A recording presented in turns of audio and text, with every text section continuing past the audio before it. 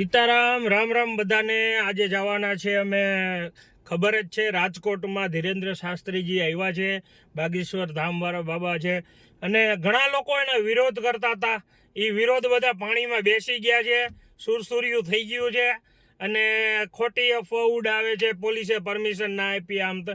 અરે ભાઈ, તમારે પૈસા દેવા પડે અને તમને ખબર જ છે, અને તમારી તાકાત જ નથી કે ત્યાં તમે વિરોધ કરી શકો। ખોટી જગ્યાએ ભટકી ગયા છો મિત્રો।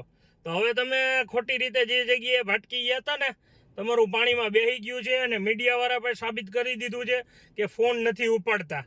તો ભાઈ, ફોન પણ સ્વિચ ઓફ રાખવા પડે છે, અને કોલ કરે તો કોલ નથી ઉપાડતા। તો તમારામાં એટલી જ બધી હોશિયારી મારતા હોય તો આવી જવું તું ત્યાં। તો હવે તમે અમને તો ખબર જ હતી, તમારું ખાલી આ ધતિંગ જ છે, આવી શકવાના નથી।